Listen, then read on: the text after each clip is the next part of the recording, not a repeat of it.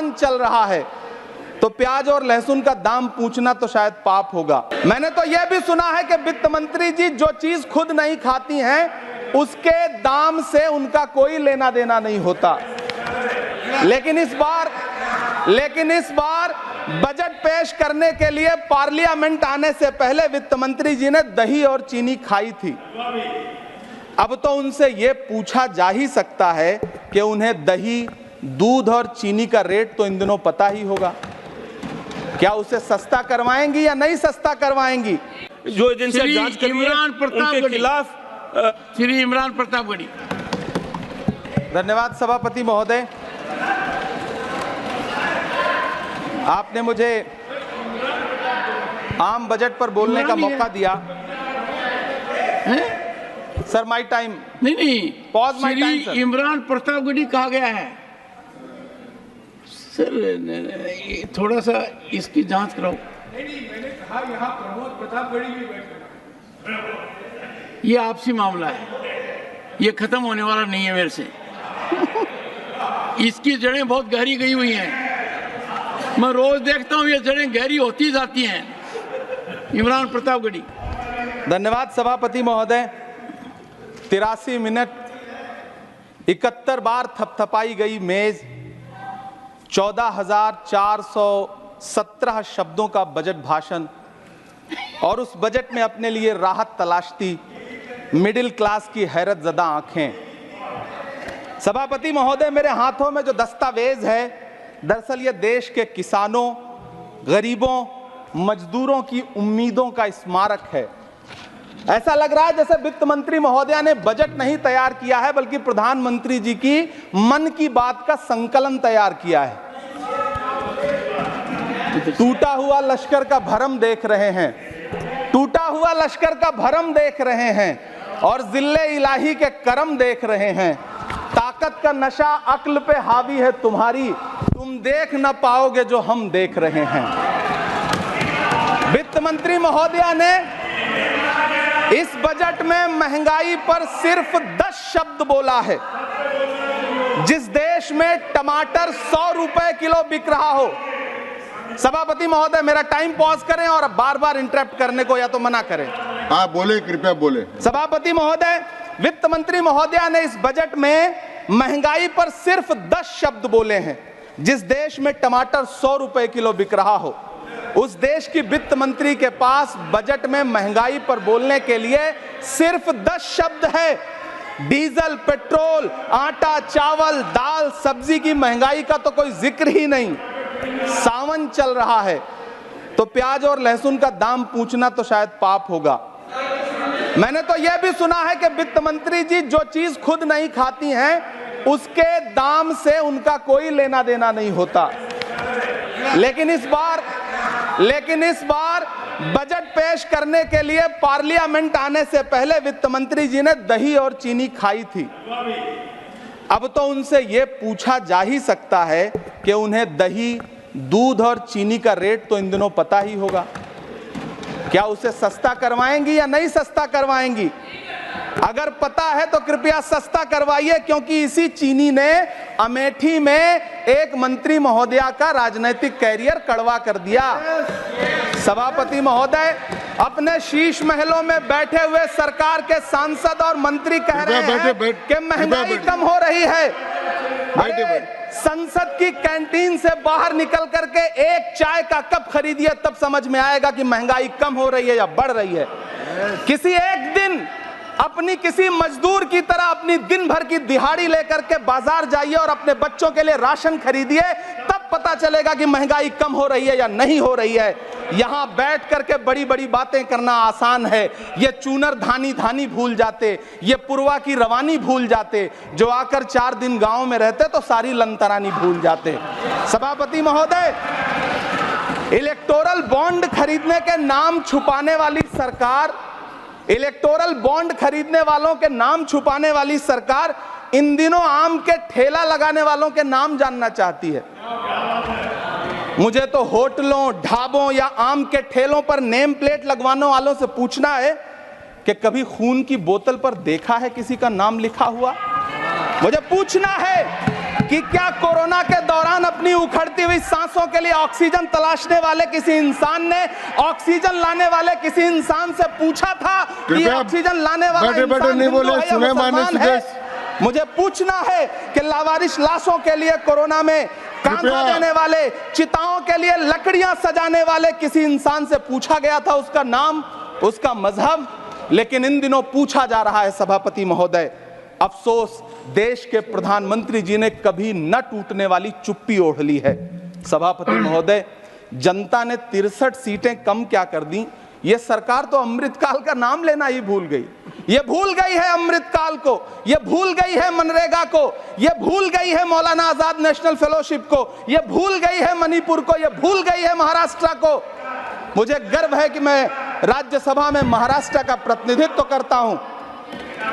महाराष्ट्र जो देश की आर्थिक राजधानी है, जो टोटल कॉर्पोरेट टैक्स का 40%, इनकम टैक्स का 32% और जीएसटी का 20% इस देश को देता है, उस महाराष्ट्र के लिए इस बजट में एक शब्द नहीं है। आप बैठ जाए सभापति महोदय, आखिर महाराष्ट्र से किस बात का बदला लिया जा रहा है? महाराष्ट्र में लोकसभा चुनाव में बाबा साहब अम्बेडकर के संविधान को बचाने के लिए वोट क्या कर दिया? प्रधानमंत्री जी तो महाराष्ट्र से बदला लेने पर उतर आए। अब तो शायद उन्हें याद भी ना हो यवतमाल का वो दाभड़ी गांव जहां 20 मार्च 2014 को वो किसानों के साथ चाय पर चर्चा करने गए थे और उनकी किस्मत बदलने के सपने दिखाए थे। उसी यवतमाल में पिछले 6 महीने में 132 किसानों ने आत्महत्या की है। सभापति महोदय, महाराष्ट्र में हर महीने 209 किसान आत्महत्या कर रहे हैं। राज्य सरकार द्वारा सौंपा गया आंकड़ा बताता है कि 1 जनवरी से 31 मई के बीच 1046 किसानों ने आत्महत्या की है। लेकिन अफसोस, इस बजट में महाराष्ट्र के किसानों के लिए कुछ भी नहीं है। किसानों से चिढ़ी हुई सरकार ने बजट में किसानों के एमएसपी की लीगल गारंटी नहीं दी। लेकिन याद रखिएगा, जो किसान का नहीं वो हिंदुस्तान का नहीं।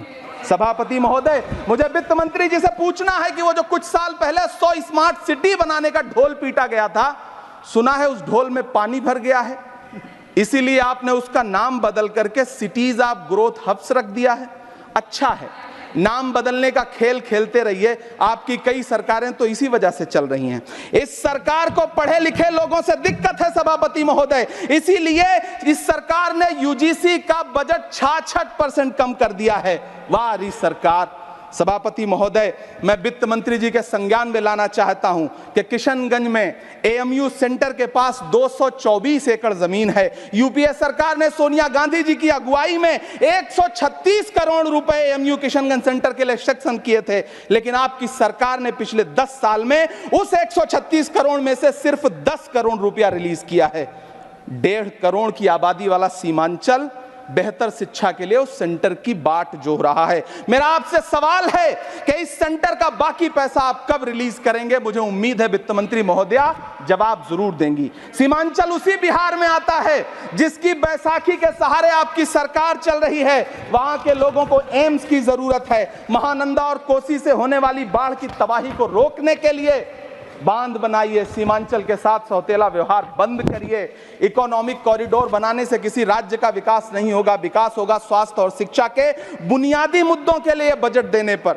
सभापति महोदय, एक तरफ तो इस बजट में पीएम आवास योजना के तहत 3 करोड़ अतिरिक्त मकान देने की घोषणा है और दूसरी तरफ लखनऊ के अकबर नगर में 1280 वो मकान हैं जिन्हें रिवर फ्रंट बनाने के नाम पे बुलडोजर से जमींदोज कर दिया गया। सभापति महोदय, लोग चीखते रहे, बच्चे बिलखते रहे, वसुधैव कुटुंबकम का नारा लगाने वाली सरकार इंसानों के घरौंदे उजाड़ कर जश्न मना रही है। सभापति महोदय, मेरा बहुत भावुकता के साथ देश के प्रधानमंत्री से सवाल है कि इन उजड़ते हुए मकानों और बेघर होते हुए घरों को देख करके आपको नींद कैसे आती है, आप सो कैसे पाते हैं? मेरा सवाल है इस देश के प्रधानमंत्री से, या तो लोगों के घरौंदे उजाड़ना बंद करिए या फिर करोड़ों मकान बनाने की झूठी घोषणाएं करना बंद करिए। यह बजट झूठ का पुलिंदा है। यह बजट आपके पिछले साल के बजट का कट कॉपी पेस्ट है। यह बजट हमारे चुनावी घोषणा पत्र की नकल करने की एक बेईमान कोशिश है। लेकिन कहावत है ना कि कि नकल के झूठों लिए भी बेईमान अकल शब्द चाहिए। मेरे हाथ में एक तरफ न्याय पत्र है जो हमारा है और दूसरी तरफ अन्याय पत्र है जो आपका है। इस सरकार को आलोचना सुनने की आदत नहीं है सभापति महोदय। जब आप इनसे सवाल पूछिए तो कृपया ये कहते शांत हैं कि रहिए। आप बताइए 70 साल में आपने क्या किया है। कृपया मैं तो शांत- इस सदन में शांत- कहना चाहता हूं सभापति महोदय कि हमसे 70 साल का हिसाब मांगने वालों, जो सरकार अपना चलाया हुआ 2000 का नोट 7 साल नहीं चला सकी, वो हमसे 70 साल का हिसाब मांगती है। सभापति महोदय, मैं अंत में आपसे यह कहना चाहता हूं, यह बजट बैसाखी पर टिकी हुई कृपया सरकार सुने। का कुर्सी बचाओ सुने, बजट है। सुने। इस बजट में राज्यों के साथ, किसानों के साथ, नौजवानों के साथ, महिलाओं के साथ, देश के मिडिल क्लास के साथ अन्याय किया गया है और इस अन्याय का खामियाजा आपको महाराष्ट्र, हरियाणा और झारखंड के चुनाव में भुगतना पड़ेगा।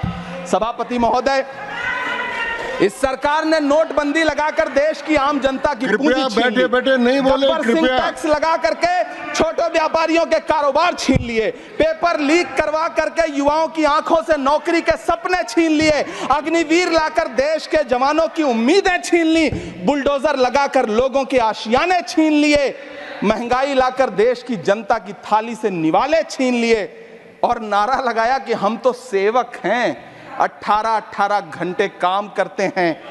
इन्हीं लोगों के लिए किसी ने शेर कहा है कि जो सच और झूठ में दूरी है वो दूरी समझते हैं, सियासी हाकिमों की हम भी मजबूरी समझते हैं, वो अपना हक समझते हैं निवाला छीन लेने को। डकैती को बहुत से लोग मजदूरी समझते हैं। हमें पता है कि कैसी मजदूरी की जा रही है। सभापति महोदय, मैं यहाँ खड़ा होकर के अंत में आपसे कहना चाहता हूँ कि इस बजट में तमाम राज्यों के साथ अन्याय किया गया है। इस बजट में युवाओं के साथ अन्याय किया गया है, महिलाओं के साथ अन्याय किया गया है और खास तौर से महाराष्ट्र के लिए कुछ नहीं रखा गया है। महाराष्ट्र बाढ़ से जूझ रहा है, पानी बरसने से वहां 1500 से ज्यादा लोग मारे गए हैं। उस शहर को, उस राज्य को 4000 करोड़ के पैकेज की जरूरत है ताकि जो फसलें बर्बाद हुई हैं लोगों को राहत दी जा सकी। लेकिन अफसोस, इस बजट में महाराष्ट्र के लिए ऐसा कुछ भी नहीं है। मैं आखिर में यह कहना चाहता हूं कि पिछले 7 दिन से इस बजट का बड़ा ढिंढोरा पीटा जा रहा है, इसे महान बताया जा रहा है, लेकिन कौन महान बता रहा है? सत्ता पक्ष के लोग, उन्हें तो बताना ही है। क्योंकि मैं अवध क्षेत्र से आता हूं, प्रतापगढ़ से, नीरज भाई भी अवध और पूर्वांचल से आते हैं। वहां एक कहावत है कि बिटिया की तारीफ किसने की? बिटिया की महतारी ने, यानी कि बेटी की प्रशंसा किसने की? मां ने। तो इस बजट की तारीफ सत्ता पक्ष करे तो करेगा ही, लेकिन विपक्ष के एक भी सांसद से आप पूछिए कि क्या उसके राज्य को कुछ मिला है, तो वो ये कहेगा कि नहीं, कुछ भी नहीं मिला है। बहुत बहुत धन्यवाद सभापति महोदय, मुझे आम बजट पर अपनी राय रखने के लिए। धन्यवाद।